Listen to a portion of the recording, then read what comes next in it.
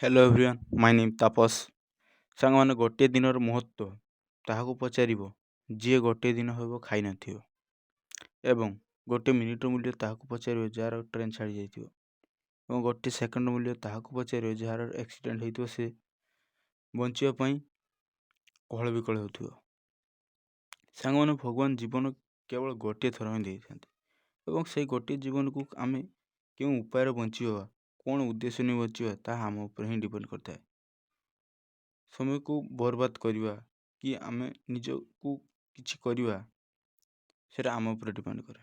ଇନଷ୍ଟାଗ୍ରାମରେ ରିଲ୍ ଦେଖିବା, ୟୁଟ୍ୟୁବରେ କମେଡ଼ି ଦେଖିବା, ସାଙ୍ଗମାନଙ୍କ ସହିତ ବେକାର କଥାବାର୍ତ୍ତା କରିବା, ହ୍ୱାଟ୍ସଆପ୍ରେ ମେସେଜ୍ ଚେକ୍ କରିବା, ଫେସବୁକ୍ରେ ଲାଇକ୍ କମେଣ୍ଟ ଦେଖିବା, ଏସବୁ କ'ଣ?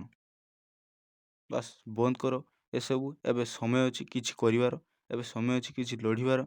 ଘଣ୍ଟାକୁ ଦେଖ ନାହିଁ, ମାତ୍ର ଘଣ୍ଟା ପରି ଗତି କରି ଚାଲ। ଗୋଟେ କଥା କହୁଛି, ସମୟ ସହ ଲଢ଼ି ନିଜ ଭାଗ୍ୟକୁ ବଦଳାଇ ଦିଏ। ସମୟ ସହ ଲଢ଼ି ନିଜ ଭାଗ୍ୟ ବଦଳାଇ ଦିଏ। ମଣିଷ ସିଏ ଯେ ପରିସ୍ଥିତି ବଦଳାଇ ଦିଏ।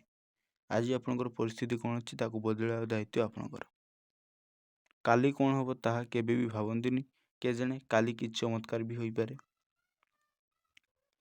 ସାଙ୍ଗମାନେ, ବୁଝିସୁଝି ନିଜର ଟାଇମ୍ ଦେବେ। ଯଦି ବି କାହାକୁ ଟାଇମ୍ ଦେଉଛନ୍ତି ଆପଣଙ୍କର, କେଜାଣେ କି ସେ ତୁମ ଟାଇମ୍ ଖରାପ କରିବା ପାଇଁ ବି ମାଗିଥାଇପାରେ।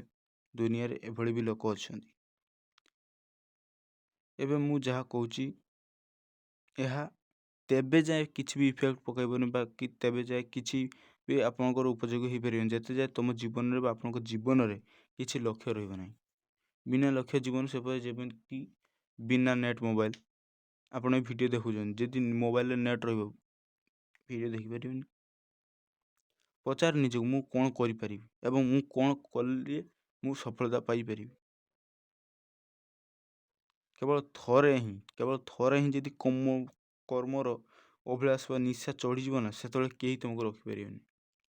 ଖାଲି ଥରେ ତୁମ ଭିତରେ ଜାଗ୍ରତ ଶକ୍ତିକୁ ଯେଉଁ ବସି ରହିଛି ତାକୁ କାଢ଼, ତାକୁ ଆଗକୁ ନିଅ।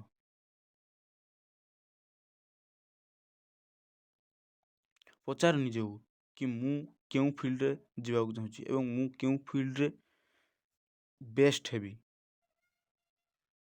ମୁଁ କେଉଁ ଫିଲ୍ଡରେ ଗଲେ ବେଷ୍ଟ ହେଇପାରିବି। ଗୁଡ୍ ନୁହେଁ, ବେଟର୍ ନୁହେଁ, ବେଷ୍ଟ।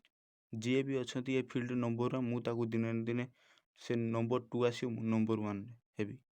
ଏହି ଇଚ୍ଛା ଶକ୍ତି ନେଇ ଆପଣ ବଢ଼ୁଛନ୍ତି, ତାହା ଦିନେ ନା ଦିନେ ସଫଳତା ପାଇପାରିବେ।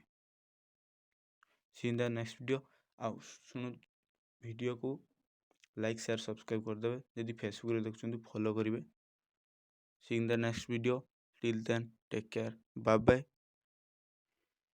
जय हिंद, जय भारत।